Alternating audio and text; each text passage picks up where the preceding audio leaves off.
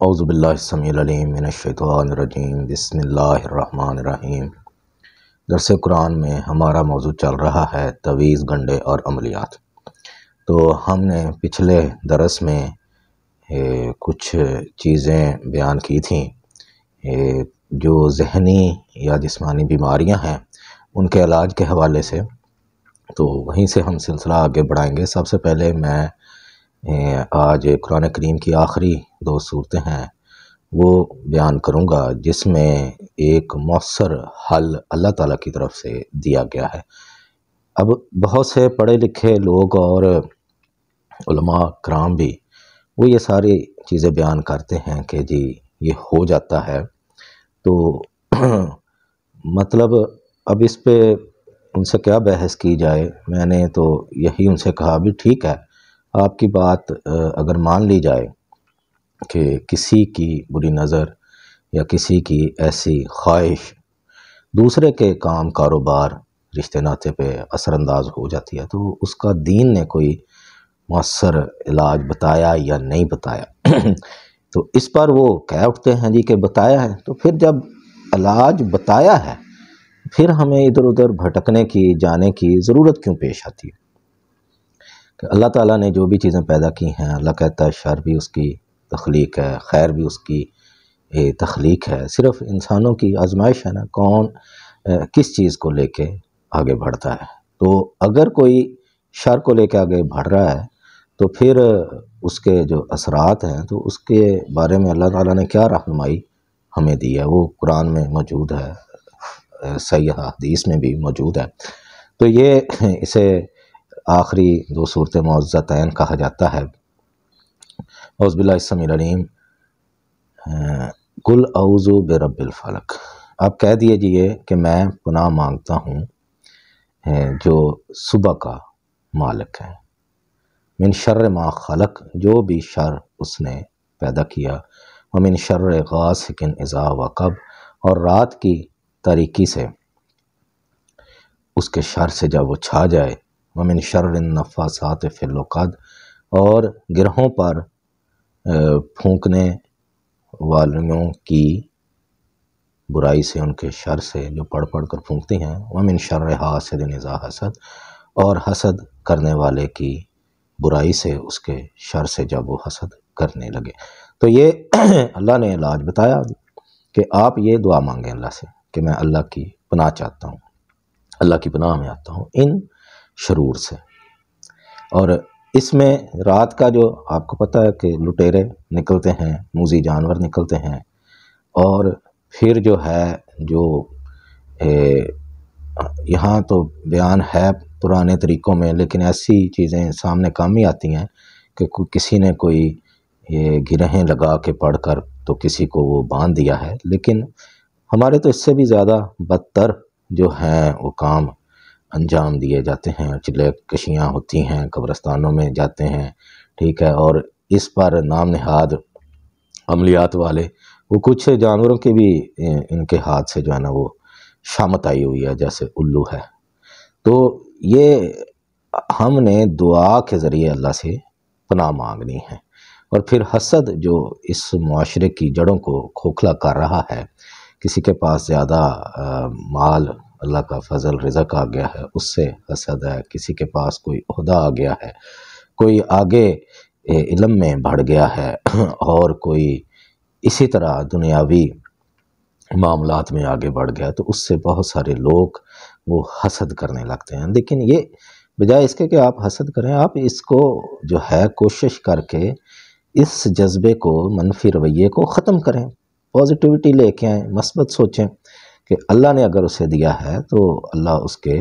لیے جو ہے وہ اور زیادہ برکت دے، اور آپ بھی اللہ سے مانگیں۔ اور اللہ نے یہی حکم دیا ہے کہ لوگوں کی طرف نہ دیکھو، وَاسْأَلُوا اللَّهَ مِنْ فَضْلِهِ، تو اس کا رحم، اس کی برکت، اس کا رزق اس سے طلب کرو، تم بھی، وہ دیتا ہے۔ تو یہ ایک طریقہ اللہ نے بیان کیا۔ پھر دوسری صورت ہے بسم اللہ الرحمن الرحیم قل اعوذ برب الناس، میں پناہ چاہتا ہوں لوگوں کے رب کی، مالک الناس جو حقیقی بادشاہ ہے، الہ الناس لوگوں کا حقیقی معبود ہے، من شر الوسواس الخناس، شیطان کی وسوسہ اندازی سے جو اس کا شر ہے۔ الذی یوسوس فی صدور الناس، جو لوگوں کے دلوں میں ڈالتا ہے، من الجنۃ والناس، وہ جنوں میں سے بھی ہے اور انسانوں میں سے بھی ہے۔ تو یہ یہاں جو وسوسہ اندازی ہے، سوچنا ہے کہ کسی کے پاس کچھ آ گیا ہے تو وہ فوراً شیطان آپ کے دل میں ڈال دے گا، بھئی جلائے گا آپ کو، یا پھر آپ کو اکسائے گا غلط کام کے لیے اور اس کے خلاف کوئی منصوبہ بندی کرنے کے لیے۔ تو زیادہ تر جذبہ جو ہے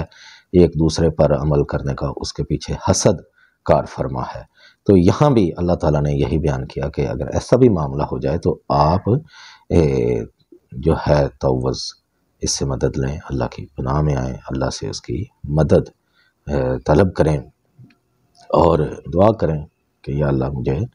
جیسے اللہ نے سکھایا ہے، اعوذ بک رب من ہمزات الشیاطین و اعوذ بک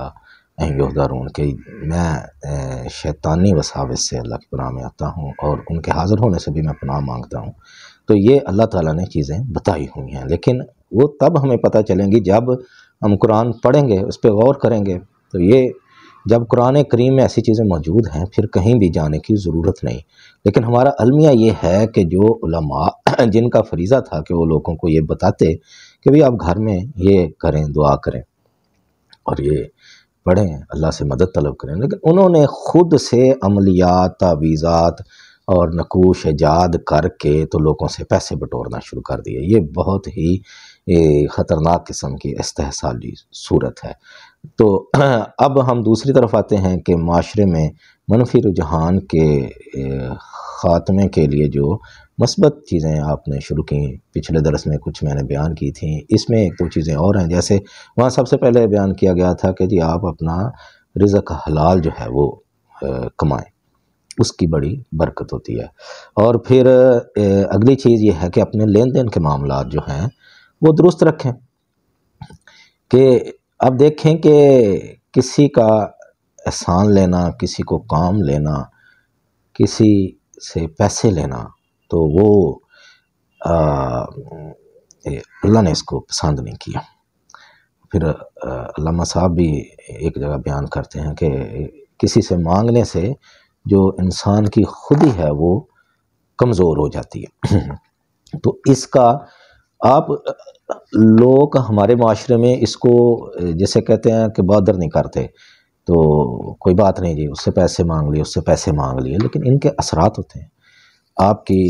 اولاد پہ، آپ کے گھریلو معاملات پہ، کیونکہ جس سے آپ نے لیے ہیں تو وہ ظاہر ہے کہ دعائیں تو تھوڑی دیتا ہوگا آپ کو، وہ تو ظاہر ہے اس کی جو بدعائیں ساتھ ساتھ چلتی ہیں، تو کس طرح انسان کا معاملہ جو ہے وہ درست ہو سکتا ہے۔ تو اس لیے یہ لین دین کے بارے میں بڑی جو ہے نا احتیاط کی ضرورت ہے کہ آپ نے کسی کا دینا ہے تو جتنی جلدی ممکن ہے اس سے جو ہے وہ جان چھڑائیں۔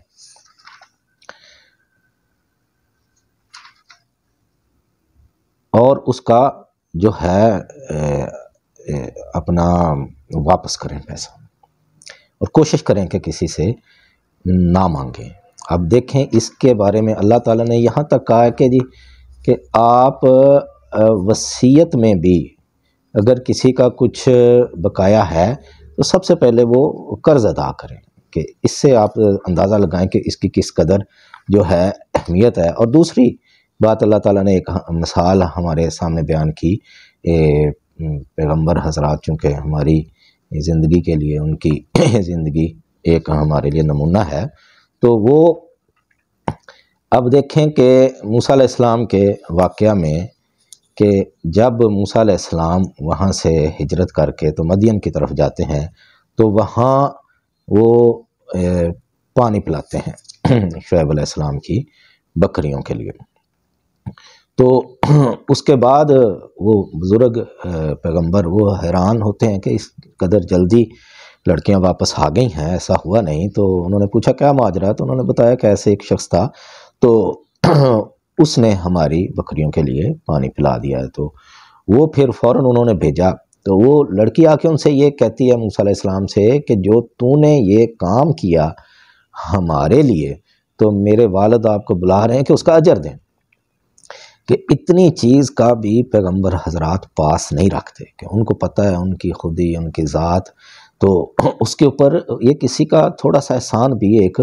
بوجھ ہوتا ہے، تو وہ اس قدر احتیاط کرتے تھے۔ تو یہ دو چیزیں ہو گئیں، حلال رزق اور لین دین میں کاروباری معاملات ہوں یا ویسے آپ نے لیے ہوں پیسے۔ تو اور تیسری چیز جو ہے کہ آپ زیادہ سے زیادہ لوگوں کے کام آئیں، نیکی کو اپنا وتیرہ بنائیں، دیکھیں کہاں کوئی مدد کا خواستگار ہے، کوئی ایسا بندہ جس کو آپ مدد کر سکتے ہیں کسی بھی حوالے سے، ضروری نہیں پیسہ ہی انوالو ہو، کسی کو آپ مشورہ دے سکتے ہیں، کسی کو راہ دکھلا سکتے ہیں، کسی کو کچھ سکھا سکتے ہیں، پڑھا سکتے ہیں۔ تو اب ہم دیکھتے ہیں کچھ مقامات جس میں اللہ تعالیٰ نے یہی تلقین کی ہے، کیونکہ بہت سارے مذاہب اللہ تعالیٰ نے آسمان سے اتارے، ان کے پیغمبر حضرات بھی آئے، بنیادی ان کا جو موضوع تھا وہ توحید تھا، لیکن اس کے ساتھ اب دیکھیں بعد میں پیغمبر جب ان کا سلسلہ ختم ہو گیا تو بہت ساری کمیونٹیز موجود تھیں، جو اہل کتاب تھے، یہودی بھی تھے، نصارہ بھی تھے، مجوسی بھی تھے، تو صابئی بھی تھے، پھر مسلمان وہ بھی آئے۔ تو لیکن اللہ تعالیٰ نے ایک چیز جو بیان کی ہے وہ یہ ہے کہ ٹھیک ہے آپ سب لوگوں کی شریعتیں ہیں، اس میں پھر مسلمانوں کے اندر بہت سارے فرقے ہیں، تو اس میں اللہ تعالیٰ نے کیا تلقین کی ہے۔ تو سب سے پہلے سورہ بقرہ آیت نمبر 148 ہے، تو اس سے پہلے وہ قبلہ کی جو تحویل ہے اس کا ذکر ہے، تو اس میں پھر اللہ بیان کرتے والے کلن وجہتن ہوا مولیہا فاستبقوا الخیرات، اور ہر ایک کے لیے ایک سمت مقرر ہے، تو تم لوگ کیا کرو کہ نیکیوں میں سبقت حاصل کرو، ٹھیک ہے۔ پھر آ جائیں سورہ آل عمران، اس کی 114 نمبر آیت ہے، اس میں اللہ تعالیٰ نے اہل کتاب کی خصوصیات بیان کی ہیں کہ جس میں یہودیوں کا ذکر ہے لیسوا سوا، کہ یہ سارے ایک جیسے نہیں ہیں، سارے برے نہیں ہیں۔ من اہل الکتاب امت قائمت، اہل کتاب میں سے ایک مضبوط امت موجود ہے، یتلون آیات اللہ آناء اللیل، کہ راتوں کے اوقات میں وہ اللہ کی آیات کی تلاوت کرتے ہیں، وہم یسجدون، اور سجدہ کرتے ہیں اللہ کو، یؤمنون باللہ، اللہ پر ایمان رکھتے ہیں، والیوم الآخر، آخرت کے دن پر ایمان رکھتے ہیں، ویامرون بالمعروف، نیکی کا حکم کرتے ہیں، وینہون عن المنکر، اور برائی سے منع کرتے ہیں، ویسارعون فی الخیرات، اور نیکی کے کام بڑھ چڑھ کر کرتے ہیں، یعنی کوئی موقع وہ ضائع نہیں کرتے جہاں ان کو ضرورت ہوتی ہے، مسکین کو کھانا کھلانے کی ہو، کسی کو ادویات کی ضرورت ہو، اور کہیں گلی محلے میں کوئی نالی نکالنی ہو، کوئی گٹر نکالنا ہو، کوئی ایسے صفائی کا معاملہ ہو، مسجد کے معاملات ہوں، تو کوئی بھی معاملہ ہو تو وہ بڑھ چڑھ کر حصہ لیتے، وَأُولَٰئِکَ مِنَ الصَّالِحِینَ، اور یہی لوگ جو ہیں وہ صالح ہیں۔ وَمَا يَفْعَلُوا مِنْ خَيْرٍ، اب اللہ کہتا ہے جس طرح کی بھی یہ نیکی کریں گے فَلَن يُكْفَرُوا، تو اس کی ناقدری نہیں کی جائے گی، وَاللَّهُ عَلِيمٌ بِالْمُتَّقِينَ، اللہ متقی لوگوں سے آگاہ ہے۔ پھر دیکھیں سورہ المائدہ ہے 5 نمبر، اس کی 48 نمبر آیت ہے، اس میں اللہ کہتے ہیں وَلَوْ شَاءَ اللَّهُ لَجَعَلَكُمْ أُمَّةً وَاحِدَةً، اور اگر اللہ چاہتا تو تم سب کو ایک ہی امت بنا دیتا، لیکن یہ دین میں چونکہ جبر اقرار نہیں ہے، وَلَٰكِنْ لِيَبْلُوَكُمْ فِي مَا آتَاكُمْ، اور لیکن اللہ تعالیٰ چاہتا ہے آپ کو آزمانا جو کچھ اس نے تمہیں عطا کیا ہے، فَاسْتَبِقُوا الْخَيْرَاتِ، تو آپ بڑھ چڑھ کر نیکی کریں، إِلَى اللَّهِ مَرْجِعُكُمْ، اللہ ہی کی طرف تم سب کا لوٹنا ہے جمیعاً، فَيُنَبِّئُكُمْ، پس وہ تمہیں بتائے گا، بِمَا كُنْتُمْ فِيهِ تَخْتَلِفُونَ، جن چیزوں میں تم اختلاف رکھتے ہو۔ پھر اس کے بعد ہے سورہ انبیاء، اس کی 90 نمبر آیت ہے، اس میں اللہ فرماتے ہیں، پیچھے مختلف انبیاء کرام کا ذکر ہے، تو اس کے بعد کہتے ہیں ان کے بارے میں انہم کانوا یسارعون فی الخیرات، کہ وہ نیکیاں بڑھ چڑھ کر کرتے تھے، ویدعوننا رغبا ورہبا، اور ہمیں امید اور خوف سے پکارا کرتے تھے، وَقَانُوا لَنَا خَاشِعِينَ، اور وہ ہمارے آگے عاجزی کیا کرتے تھے۔ پھر آخری ہم دیکھتے ہیں سورہ مومنون، اس کی آیت نمبر ہے 61۔ تو اس میں اللہ فرماتے ہیں، یہاں بھی متقی لوگوں کا ذکر ہے، میں پڑھ دیتا ہوں۔ ان الذین هم من خشیت ربہم مشفقون، کہ جو لوگ اپنے پروردگار کے خوف سے ڈرتے ہیں، والذین هم بآیات ربہم یؤمنون، اور جو اللہ کی آیتوں پر ایمان رکھتے ہیں، والذین هم بربہم لا یشرکون، اور جو اپنے رب کے ساتھ شرک نہیں کرتے، یعنی اس کے صفات میں کسی اور کو جو ہے برابر ہی نہیں دیتے، والذین یؤتون ما آتوا، اور جو اس کو ان کو اللہ نے دیا اس میں سے خرچ کرتے ہیں، دیتے ہیں، وقلوبہم واجلۃ، اور ان کے دل ڈرتے ہیں، انہم الی ربہم راجعون، کہ انہوں نے اپنے رب کے حضور پیش ہونا ہے، اولئک یسارعون فی الخیرات، یہی لوگ ہیں جو نیکی کرنے میں جلدی کرتے ہیں، وہم لہا سابقون، اور آگے نکل جاتے ہیں۔ تو یہ ہم نے کچھ آیات بیان کی کہ کس طرح آپ اپنے آپ کو لوگوں کی مدد کر کے سکون حاصل کر سکتے ہیں، اور اس کا اجر دنیا میں بھی اور آخرت میں بھی حاصل کر سکتے ہیں۔ تو یہاں میں بیان کروں کہ ایک چیز حکیم سعید صاحب نے بیان کی تھی کہ اللہ ان کی مغفرت فرمائے، ان کے درجات بلند کرے۔ یہ آپ دیکھیں کہ کائنات کی کوئی چیز بھی اپنے لیے کام نہیں کر رہی۔ سورج جو ہے وہ سب کو توانائی برابر فراہم کرتا ہے، پھر درخت جو ہے وہ نہ اپنا پھل کھاتا ہے نہ اپنا سایہ استعمال کرتا ہے، لیکن وہ لوگوں کے لیے ہے۔ پانی جو ہے وہ چلتا ہے، وہ بھی ساری دنیا کو فائدہ دیتا ہے۔ اسی طرح دیگر چیزیں ہیں کائنات کی، تو یہ ہر ایک چیز دوسروں کے کام آتی ہے۔ تو انسان کو بھی چاہیے کہ وہ بجائے خود اپنے ذات کے گرد ہی اکٹھا کرنے کے لوگوں کے کام آئے، اس سے روحانی سکون حاصل کرے۔ اور آخر میں جو چیز میں ایک مرتبہ پھر دہرانا چاہتا ہوں کہ ہمارے معاشرے میں عملیات کے نام پر لوگوں نے مختلف آیات کے ٹکڑے نکال کر تو ان کو بتا دیا ہے کہ یہ والا ٹکڑا فلاں عمل کے لیے ہے اور یہ والا فلاں عمل کے لیے ہے، اور اس میں بڑے بڑے علماء بھی وہ چیزیں بیان کرتے ہیں، یوٹیوب بھرا پڑا ہے۔ تو یہ قرآن جو ہے وہ اس مقصد کے لیے نازل نہیں ہوا۔ قرآن کا مقصد تھا کہ انسانوں کی ہدایت ہو، ان کی ذات کی تکمیل ہو، ان کی خودی کی نشو و نما ہو، تو وہ شیطان سے بچ کر یہ ساری چیزیں ہونی ہیں، اور یہ قرآن ہدایت حاصل کرتا ہے۔ لیکن شیطان نے ہمیں اتنا پھسلا دیا ہے، بھٹکا دیا ہے کہ جو کتاب جس مقصد کے لیے آئی تھی وہ تو استعمال نہیں ہو رہا، لیکن دیگر مقاصد کے لیے اس کا استعمال بہت ہی بڑھ چڑھ کر کیا گیا۔ اور یہ اب آخری آیت ہم دیکھتے ہیں کہ سورہ ابراہیم کی پہلی آیت ہے، جس میں اللہ تعالیٰ نے بتایا کہ جی ہم نے یہ کتاب اتاری کس لیے ہے۔ الف لام را کتاب انزلناہ الیک، ہم نے یہ کتاب نازل کی ہے تیری طرف، لتخرج الناس من الظلمات الی النور، تاکہ تو نکالے لوگوں کو تاریکیوں سے نور کی طرف۔ تو یہ ہے اس کتاب کا مقصد۔ تو اس کتاب کے آغاز میں کہا گیا ہے کہ یہ ھدی للمتقین ہے، متقی لوگوں کے لیے یہ ہدایت ہے۔ پھر اس میں کہا گیا کہ یہ شفا ہے، اس میں رحمت ہے، اور یہ تاریکیوں سے نکال کر روشنی کی طرف لے آتی ہے۔ تو اس لیے اس کا درست استعمال کرنا چاہیے، نہ کہ آپ اس کا غلط استعمال کر دیں جو کہ بالکل بھی فائدہ نہیں دے گا۔ تو یہ اس کتاب کا پڑھنا، اس پر عمل کرنا اور فکر کرنا اور اس کے مطابق اپنے اعمال درست کرنا ہی اصل مقصد ہے۔ تو یہ تبھی ہمیں پتہ چلے گا جب ہمیں یہ پتہ چلے گا کہ یہ کتاب کہتی کیا ہے۔ تو اس کے لیے اس کو سمجھ کر پڑھنا بہت ضروری ہے۔ تو اللہ سے دعا ہے کہ ہمیں اس کو سمجھنے کی اور اس پر غور کی، عمل کی اور دوسروں تک پہنچانے کی ہمت توفیق عطا فرمائے۔